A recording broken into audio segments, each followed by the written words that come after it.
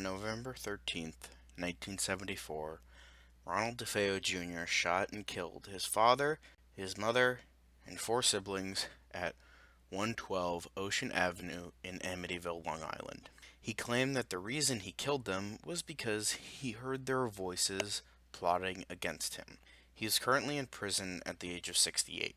A little more than a year later, another family moved onto the property, the Lutz family, who experienced strange goings on at the house. Due to the escalation of paranormal terrorization, the Lutz family moved out of the house on January 14th, 1976. The Lutz family's experiences were the basis for the novel The Amityville Horror in 1977.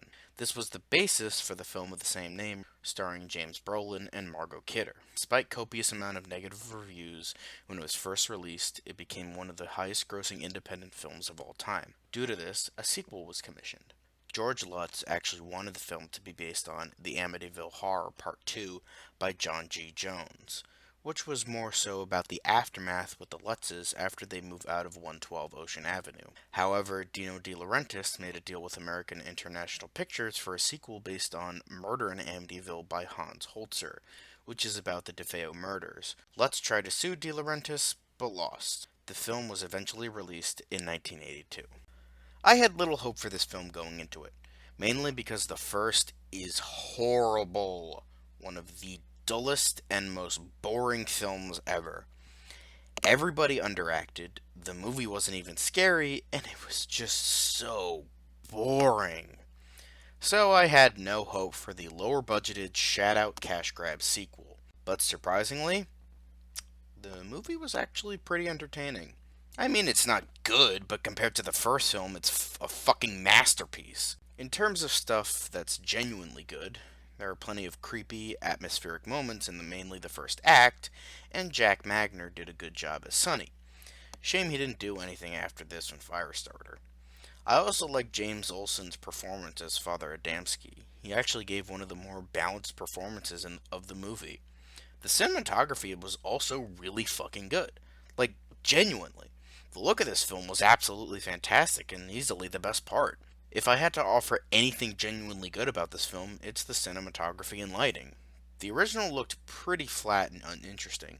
It was well lit, but it never managed to look at all like a horror film. While that could benefit many films in terms of a specific look, like Dawn of the Dead or Midsummer, where the majority of those films take place in the daylight, but still managed to be scary and uncomfortable. The original just looked like they were too embarrassed to make a horror film, so everything just looked flat, even when it tried to be scary.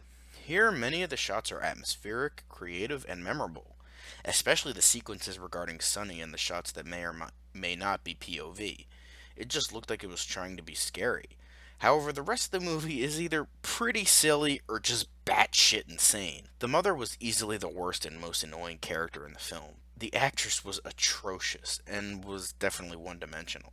Diane Franklin was quite good, and the younger siblings were also pretty good despite being younger actors. Burt Young was good, but I felt like his abuse towards his family only came up when it was convenient for the plot.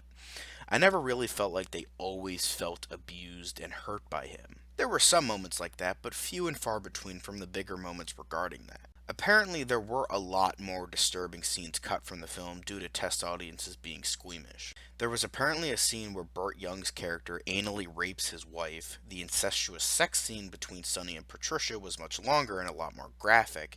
A scene where Jan forces Mark's head underwater while taking a bath, and a not so bad scene of Burt Young's character drinking and cleaning a gun. I'm torn on these scenes because they sound exceptionally graphic and could have added to the theme of abuse. They might have been too disturbing and tonally inconsistent with the rest of the film. But speaking of, the rest of the film, though, as I stated, is quite entertaining, despite being rather silly, especially the third act and the ending, but I won't spoil it. However, I will say that the effects of this film were actually pretty good, with the exception of some things flying around which looked pretty fake, although the tablecloth scene was kind of freaky. To be perfectly honest, this was actually a pretty good flick. It got some genuinely good parts about it, like Magner's performance, some of the effects, the cinematography, the music done again by Lalo Schifrin, and some genuinely creepy moments.